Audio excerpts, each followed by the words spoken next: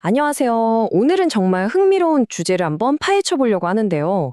수십 년간의 목회 경험을 바탕으로 교회의 고질적인 갈등을 아예 처음부터 막을 수 있도록 설계된 아주 특별한 미래교회 청사진에 대한 이야기입니다. 본격적으로 시작하기 전에 이 질문부터 한번 던져보고 싶어요. 아마 많은 분들이 고개를 끄덕이실 텐데요. 왜 그렇게 많은 교회들이 신앙 공동체라는 이름 아래에서 돈, 권력, 그리고 명예 문제로 끊임없이 다투는 걸까요? 오늘 우리가 살펴볼 모델이 바로 이 어려운 질문에 대한 아주 명쾌한 해답을 제시합니다. 이 모든 생각의 출발점은 바로 이 한 문장이었습니다. 30년 넘게 목회 현장에서 수많은 갈등을 지켜본 한 목회자가 꿈꿨던 교회의 모습이죠. 신앙의 본질은 사실 아주 단순하고 골치 아픈 갈등은 구조적으로 일어나지 않는 그런 바르고 쉽고 확실한 교회 말입니다. 자, 그럼 오늘 어떤 순서로 이 청사진을 살펴볼지 한번 보실까요? 먼저 분쟁 없는 교회가 정말 가능한지 문제를 짚어보고 무지개 언약이라는 비전과 세 가지 기초 신앙, 그리고 다섯 가지 사명의 기둥을 차례로 살펴볼 겁니다. 그리고 이어서 평화를 위한 구체적인 시스템과 내일의 교회가 사용할 도구까지 이 순서대로 하나씩 이 모델을 함께 만들어가 보겠습니다. 자, 첫 번째입니다. 이 모델이 해결하려는 핵심 문제가 과연 뭘까요? 그건 바로 모든 조직이 가진 보편적인 문제, 즉 물질적인 부, 사회적인 지위, 그리고 권력을 둘러싼 분쟁이 교회 안에서도 똑같이, 아니 어쩌면 더 심하게 일어난다는 바로 그 점입니다. 보세요. 통계적으로 봐도 딱 나오죠. 교회 갈등의 가장 큰 원인? 바로 물질, 권력, 명예, 이 세 가지입니다. 그래서 이 모델은 정말 똑똑하게도 다른 게 아니라 바로 이 세 가지 뿌리를 정조준합니다. 문제가 될 만한 싹을 아예 처음부터 잘라버릴 수 있는 시스템을 만들자는 거죠.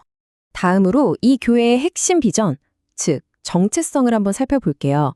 어떤 조직이든 이름과 목적이 정말 중요하잖아요?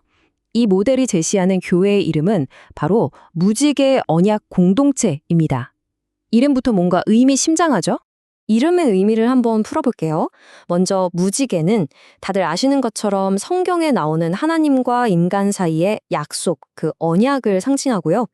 이 공동체는 바로 그 약속 위에 세워져서 회복, 평화, 그리고 비전이라는 세 가지 명확한 목표를 향해 나아간다는 의미를 담고 있습니다. 그렇다면 이런 멋진 비전을 가진 공동체는 과연 무엇 위에 서 있을까요? 마치 건물을 지을 때 기초공사가 제일 중요한 것처럼 이 교회도 아주 단단한 기초 위에 세워집니다.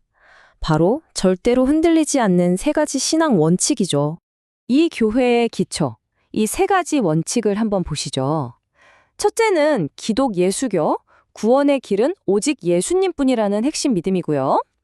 둘째, 이게 정말 중요한데요. 바로 만인 제사장입니다. 모든 교인이 다 사역자라는 거예요. 목회자만 특별한 게 아니라 모두가 동등한 책임과 권한을 가진다는 거죠. 이게 왜 중요하냐면 바로 권력이 소수에게 쏠리는 걸 원천적으로 막아주거든요. 그리고 마지막 세 번째는 선한 청지기 정신입니다. 내가 가진 모든 것은 내 것이 아니라 하나님이 잠시 맡겨주신 선물이니까 지혜롭게 잘 관리해야 한다는 생각이죠. 자, 이렇게 단단한 기초가 마련됐으니까 이제 그 위에 뼈대를 세워야 됐죠? 이 교회가 나아갈 방향, 그 사명은 5개의 튼튼한 기둥이 받치고 있습니다. 그 5기둥은 바로 십계명, 주기도문, 사도신경, 여호와의 절기, 그리고 성도의 믿음입니다. 이걸 뭐랄까, 우리 신앙생활의 사용 설명서라고 생각하시면 쉬울 것 같아요. 재밌는 건 원작자는 이 5가지가 모여서 십자가나 혹은 힘차게 날아오르는 독수리 모양을 만든다고 설명하기도 해요. 아주 상징적이죠? 자, 이 부분을 보세요. 이게 정말 이 모델의 장점인데 각각의 기둥이 어떤 역할을 하는지 정말 간단 명료하게 정리해놨어요. 십계명은 우리 삶의 기준, 주기도문은 하나님과 대화하는 통로, 사도신경은 우리 믿음의 핵심 요약. 이런 식이죠. 이렇게 명확하니까 우리가 매일의 삶 속에서 이걸 기억하고 실천하기가 훨씬 쉬워지는 겁니다. 자, 이제부터가 진짜입니다. 바로 이 지점에서 이 모델이 왜 그렇게 혁신적인지 드러나거든요. 단순히 무엇을 믿을 것인가에서 그치는 게 아니라 어떻게 해야 갈등 없는 공동체를 만들 수 있는가에 대한 구체적인 운영 시스템을 제시합니다.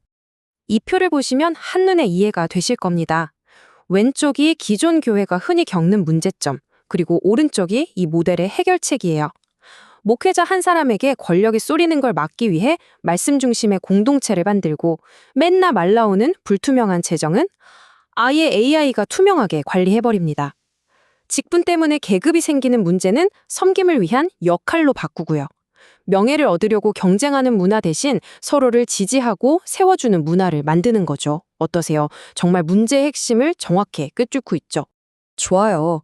그럼 이 멋진 시스템이 21세기, 지금 이 시대에 어떻게 실제로 돌아갈 수 있을까요?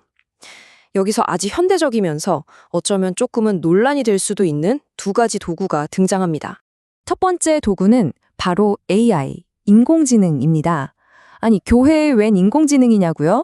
여기서 AI는 설교를 대신하거나 신앙을 가르치는 그런 권위적인 존재가 절대 아니에요. 그 역할은 딱 하나, 완전한 투명성을 확보하기 위한 공정한 도구입니다. 예를 들면 재정회계나 행정 업무처럼 사람이 하면 실수가 생기거나 오해를 살 수 있는 부분들을 AI가 맡아서 투명하게 처리해 주는 거죠.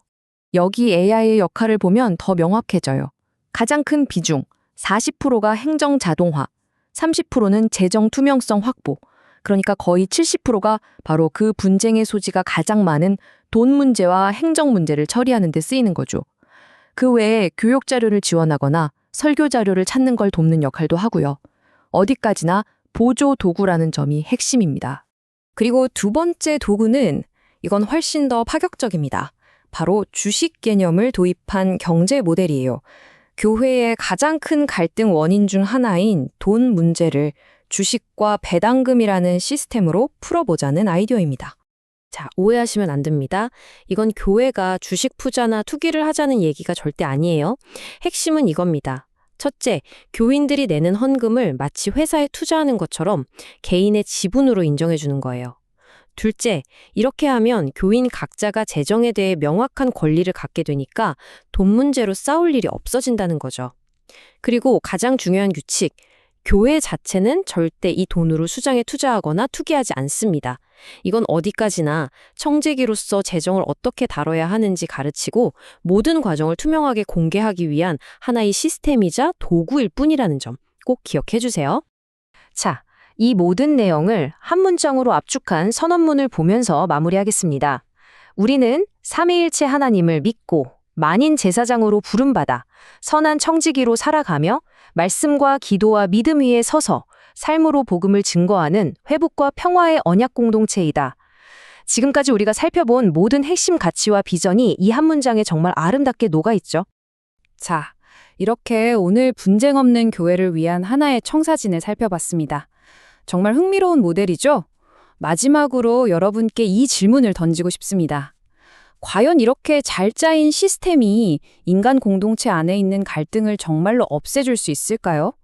아니면 갈등이라는 건 어쩔 수 없는 우리 인간 존재의 일부일까요? 한 번쯤 깊이 생각해 볼 만한 질문인 것 같습니다.